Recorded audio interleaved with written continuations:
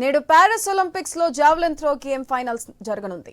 ఇవాళ రాత్రి 11:55 మ్యాచ్ జరగనుంది. భారత javelin throw hero Neeraj Chopra పసిడిని ఒడిసిపట్టేందుకు ఒక్క అడుగు దూరంలో నిలిచాడు. ఈ ఒలింపిక్స్ లో ఇప్పటిదాకా ఒక్క పసిడి గెలవని భారత్ నీరజ్ చోప్రా పైనే ఆశలు పెట్టుకుంది. ఫైనల్లో నీరజ్ సత్తా చాటితే భారత్ లిస్టులో మరో పతకం చేరడం ఖాయంగా కనిపిస్తుంది.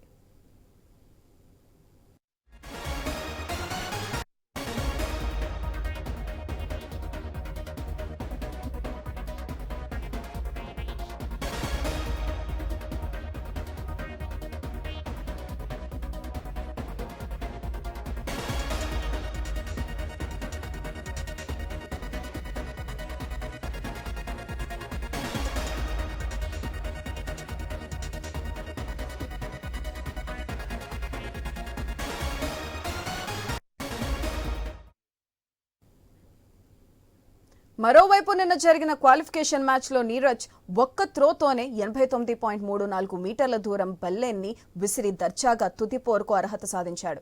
దీంతో భారత అభిమానులు సంబరాలు చేసుకున్నారు. ఇవాళ జరిగే జావెలిన్ త్రో ఫైనల్ పోర్లో నీరజ్ పైచేయి సాధించి పసిడి గెలవాలన్నది అభిమానుల ఆకాంక్ష. ఈసారి గనుక టైటిల్ నిలబెట్టుకుంటే వరుసగా 2 సార్లు జావెలిన్ త్రో పసిడి నెగ్గిన జాన్ జెలెజ్నీ లాంటి దిగ్గజాల సరసన నీరజ్ నిలుస్తాడు.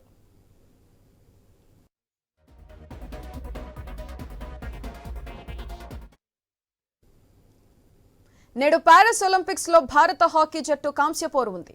కాంస్య పథకం కోసం భారత హాకీ జట్టు స్పెయిన్ తో తలపండుంది. సాయంత్రం 5:30 మ్యాచ్ జరగనుంది.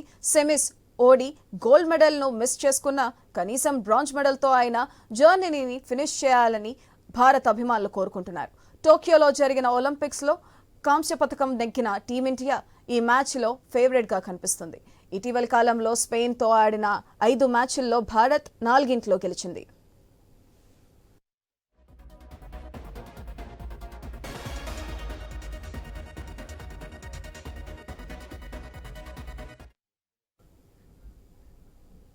జర్మనీతో జరిగిన సెమీస్ పోర్లో భారత జట్టు ధీటుగా పోరాడిన పెనాల్టీ కార్నర్ ను గోల్స్ గా మలచడంలో వైఫల్యం దెబ్బకొట్టింది. డ్రాగ్ ఫిల్కర్ హర్మన్ ప్రీత్ సింగ్ ఆటలో సృజనాత్మకత లోపించిందనే విమర్శలు కూడా ఉన్నాయి. మరోవైపు డిఫెండర్ల ఏమరపాటు కారణంగా భారీ మూల్యం చెల్లించుకోవాల్సి వచ్చింది. మరోవైపు నెదర్లాండ్స్ చేతిలో ఓడిన స్పెయిన్ కూడా మెరుగైన ఆటనే ప్రదర్శిస్తుంది. క్వార్టర్స్ లో డిఫెండింగ్ ఛాంప్ బెల్జియం జట్టును నాకౌట్ చేసింది. ఈ నేపథ్యంలో ప్రత్యర్థిని భారత్ ఏమాత్రం తేలిగ్గా తీసుకున్నా మూల్యం చెల్లించుకోక తప్పదు.